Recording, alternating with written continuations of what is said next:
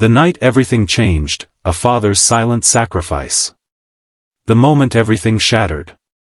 Marcus stood in the rain outside the Grand Meridian Hotel, his 6-year-old daughter Emma clinging to his neck, her small teddy bear, the only possession she'd insisted on bringing, pressed between their chests like a fragile heartbeat. The luxury hotel's gleaming glass doors reflected back at him, a man in a wrinkled flannel shirt and worn jeans, hair disheveled, face weathered by years of sleepless nights and countless sacrifices. Behind those glass doors lay his empire, his legacy, the single greatest achievement of his life. Yet he was being denied entry like he was nobody. The rain fell harder, and Emma whimpered softly in his arms. She was tired. She was hungry.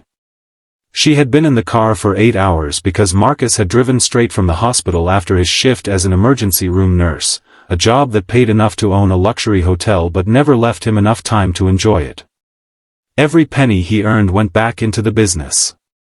Every sacrifice, every missed birthday party for another staff member's child, every hospital shift that ran 16 hours instead of 12, had been for one purpose, to build something that would secure Emma's future after his ex-wife had abandoned them both when Emma was just 3 days old.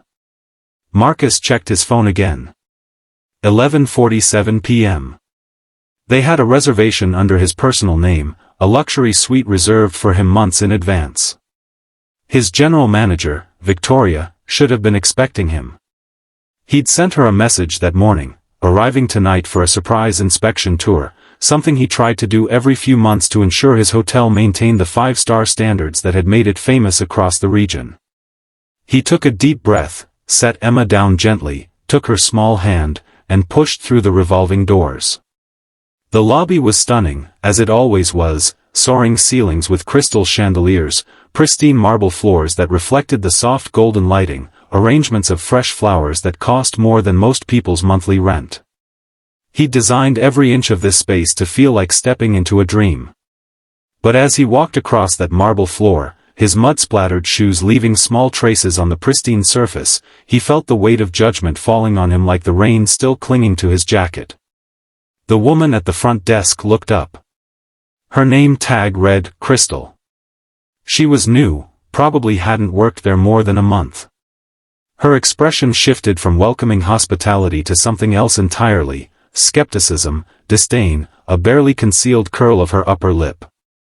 She slowly set down her pen and straightened her posture, the universal body language of someone about to disappoint another human being. "We have a reservation," Marcus said quietly, aware of Emma's grip tightening on his hand. "Room 2847. Under Marcus Chen." Crystal's fingers flew across her keyboard. Her eyes narrowed. "I'm sorry, sir, but I cannot possibly check you in." The words landed like a physical blow. "Excuse me? Our hotel maintains very strict standards regarding our guest accommodations and the appearance of our clientele," Crystal said, her voice dripping with the kind of professional coldness that only occurs when someone is protecting something they believe they own. "You understand, I'm sure. Your appearance, and quite frankly, your child's current state, we simply cannot have you registered in our premium suites. It would be inappropriate." Marcus felt the blood drain from his face. Through the glass lobby walls, he could see their reflection again, a homeless man and his exhausted child, or at least that's how the world saw them. Nobody saw the owner. Nobody saw the man who had spent 18 years building something extraordinary. Nobody saw the father who worked double shifts to keep his daughter in a good school, who chose between buying himself shoes or paying for her dance lessons, who had never once missed a school event despite the impossible hours he worked. "I need to speak to Victoria," Marcus said, his voice steady even as his hands trembled. "Victoria is not available. Tonight's manager is Derek. However, Derek will tell you the same thing I'm telling you now. We have a dress code, and we have standards. Perhaps you'd be more comfortable at one of the economy chain hotels on the highway." Emma tugged on his sleeve. "Daddy, I'm cold." That was the moment something shifted inside Marcus. Not anger, he was too exhausted for anger. But something deeper, something that felt like the final piece of a puzzle that had been incomplete his entire life. He understood, in that crystalline instant of clarity, that no matter how much money he had, no matter how much he owned, a person's worth was still determined by their appearance, by the judgment in a stranger's eyes, by the snap decisions made by people who would never know his story. Before you continue, if you believe in kindness, second chances, and treating people with dignity regardless of their circumstances, please like this video, leave a comment telling us what kindness means to you, share this with someone who needs to hear it, and subscribe to Kindness Corner. Let's build a community that lifts each other up instead of tearing each other down. ****. The weight of ownership. Marcus had purchased the Grand Meridian 5 years ago, during what people in the hospitality industry called the Great Consolidation. He'd been working as a nurse for 12 years by that point, a single father raising Emma entirely alone, and he'd managed to save nearly every penny that wasn't directly spent on raising his daughter. His mother had died 2 months before he closed on the hotel, leaving him a small inheritance that pushed him just over the edge of financial viability. He'd taken the risk because he believed in something. He believed that a business should reflect the values of its owner. The Grand Meridian had been struggling when Marcus bought it, a beautiful property that had lost its way under the previous management, run by people who saw guests as revenue streams rather than human beings deserving of genuine hospitality. Marcus had changed everything. He'd trained his staff not just to be professional but to be kind. He'd implemented policies that seemed radical at the time. Staff members were encouraged to learn guest names and remember them on return visits. The hotel's restaurant offered affordable meals as well as fine dining. The housekeeping staff was paid 20% above industry standard and given health insurance. Children who couldn't afford hotel stays were sometimes quietly comped by Marcus himself. Within 3 years, the Grand Meridian had become famous for something unusual in the luxury hospitality industry: genuine human connection. Reviews praised not just the facilities but the warmth of the experience. Wedding proposals happened here. Families celebrated milestones. People came back year after year because they felt seen, valued, treated like they mattered. Marcus had poured his soul into this hotel. He'd missed Christmas mornings with Emma to ensure the holiday decorations were perfect for guests. He'd worked Christmas Eve and Christmas Day for 5 consecutive years because he wanted families to feel celebrated, even when they were far from home. He'd implemented a policy that no guest would ever be turned away for lack of funds if they were in genuine distress. They could stay, work out payment plans, or receive help connecting with community resources. His hotel became known not just for luxury but for humanity. And now, standing in the lobby with rain still dripping from his jacket and his daughter shivering beside him, he realized that none of it mattered. Because when he wasn't wearing his armor of wealth and success, when he was just a tired man in a wrinkled shirt, the entire edifice of his values crumbled in the face of surface-level judgment. He pulled out his phone and called Derek, the manager on duty. Derek knew Marcus. They'd worked together for 4 years. But Derek was apparently part of the problem, because when he arrived at the front desk and Marcus saw his face, he watched a transformation occur. Recognition flickered in Derek's eyes, followed immediately by panic, followed by a kind of resigned dread. Derek already understood what was about to happen. "Mr. Chen," Derek said quietly, gesturing toward a private office. "Let's talk in the back." But Marcus didn't move. He stood very still in the center of the lobby, and he asked Derek one simple question: if I had walked through those doors wearing a $3,000 suit instead of this shirt, would Crystal have turned me away? Derek didn't answer. "Did you know, Derek, that 12-year-old Maya from housekeeping is working full-time here while finishing high school?" "I knew." "Did you know that Robert, one of our bellhops, is putting himself through community college on a nurse's aide salary?" "I knew that too." "Did you know that I spent 3 years building something that was supposed to be different from every other luxury hotel in the region, a place where people were treated with dignity regardless of their circumstances? I thought I made that clear to every single person who works here." Derek opened his mouth, then closed it. "My daughter hasn't slept in 18 hours, Marcus continued, his voice perfectly calm. She has a 102-degree fever.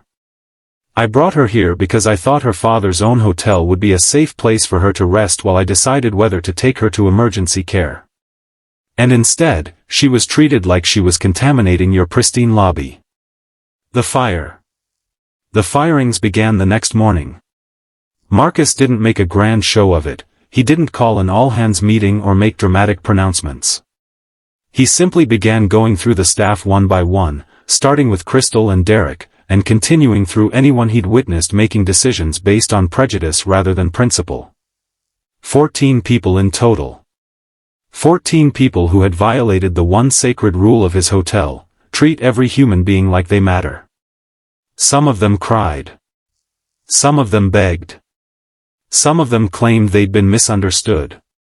But Marcus had spent enough years in emergency medicine to recognize when someone was truly sorry and when someone was simply scared of losing their paycheck.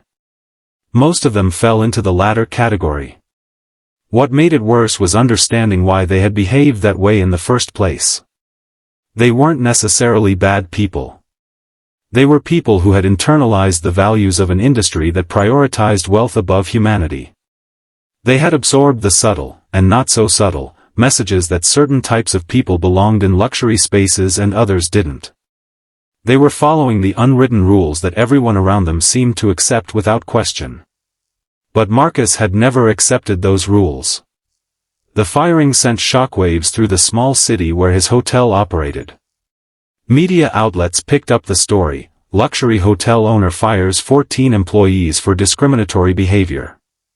Some coverage was sympathetic to Marcus, much of it was sympathetic to the fired employees, many of whom gave interviews about how they were just following company policy and how unfair the firing seemed. People debated whether Marcus was making a bold statement about values or whether he was being hypocritical. After all, wasn't he a capitalist who made money from wealth inequality? The criticism stung, but it also clarified something for Marcus. He understood that his stand was incomplete, insufficient, performative in some ways. Yes, he'd fired people who discriminated against his daughter. But he also owned a luxury hotel that existed partly because of wealth inequality. Yes, he'd implemented generous employee policies, but his staff still earned far less than he did. Yes, he'd comped rooms for people in need, but those same people were statistically more likely to experience discrimination in other luxury establishments. Perfection was impossible. But progress was not. So Marcus went further. Within weeks, he'd restructured the entire compensation model at his hotel, raising the minimum wage for all staff to $25 per hour. He created an education fund for employees.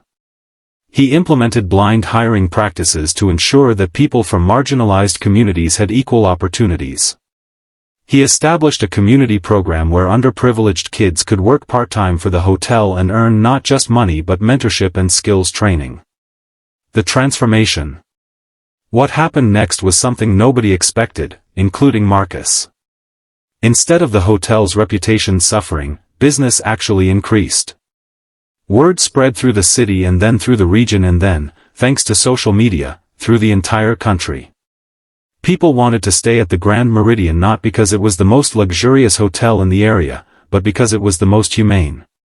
Guests wrote reviews talking about how they felt genuinely welcomed, how the staff seemed genuinely happy to be there, how they'd never experienced service that felt like authentic human connection rather than performative professionalism. Employees who had previously been quiet about their frustrations with the hotel began opening up about how much better it felt to work in a place where your own dignity was respected. The turnover rate dropped to the lowest in the company's history. Training costs decreased because people didn't leave. And perhaps most importantly, the hotel became a beacon for something the hospitality industry desperately needed, a business model that proved that doing the right thing wasn't just morally correct, it was also profitable. Emma recovered quickly from her fever, spending her recovery days in the hotel suite with her father, reading books while nurses from Marcus's hospital brought by meals, technically against policy, but Marcus had created a new policy that welcomed such kindness. She didn't remember much about that night at the front desk. Emma was only 6, and traumatic moments tend to blur for young children, but she grew up knowing that her father had stood up for what he believed in, even when it was costly. Years later, when Emma was a teenager, she would ask her father why he'd gone so far in his response to being discriminated against. She wanted to know if it was about punishment or about principles. Marcus had thought carefully about how to answer. It was about recognition, he finally said. When Crystal looked at me and saw someone unworthy, she wasn't really seeing me at all. She was seeing a reflection of her own beliefs about what people like me should look like, should be, should deserve. I could have just found another hotel for that night, pushed through the hurt, and forgotten about it by morning. But then Emma would have learned that when someone treats you poorly, you just accept it and move on. I wanted her to learn that sometimes, you have to say no. Sometimes, you have to take the risk of responding boldly when you're treated unjustly. And sometimes, when you do, it changes more than just your own situation. The legacy. Today, the Grand Meridian is widely considered the most progressive luxury hotel in the country. It's become a case study in business schools, discussed as an example of how values-driven leadership can create both social impact and financial success. Other hotel chains have attempted to copy its model, though few have managed the deep cultural shift that makes it work. You cannot simply raise wages and expect transformation. Transformation requires a fundamental belief that every person who walks through your doors deserves to be treated with dignity, and that belief has to be visible in every single decision you make. Marcus is often invited to speak about his journey. He's become an unlikely advocate for workplace equality and human dignity in an industry not traditionally known for such concerns. But he still works as a nurse 2 days a week, saying that he never wants to lose touch with the human struggle that most people experience every day. Emma, now a college student, works summers at the hotel and has told her father that she plans to go into hospitality management, specifically because she wants to carry forward what he started. The night that changed everything was simple in its brutality and profound in its consequences. A single father and his sick daughter were turned away from a hotel that he owned. The injustice was so stark, so undeniable, that it forced a reckoning not just with his business but with the entire system in which it operated. He chose to respond not with bitterness but with transformation. He took the moment that could have broken him and instead used it to build something better. If this story has touched your heart, if you've been moved by Marcus's stand for human dignity and kindness, please engage with this video. Like it, comment your thoughts, share it with your friends and family. Let's spread a message that every person deserves to be treated with respect and kindness, regardless of their circumstances. Your engagement means everything to the Kindness Corner community, ***. Before you go, please comment below, how would you have responded in Marcus's situation? Share your thoughts with us and with each other, ***. Word count, 2,310 words.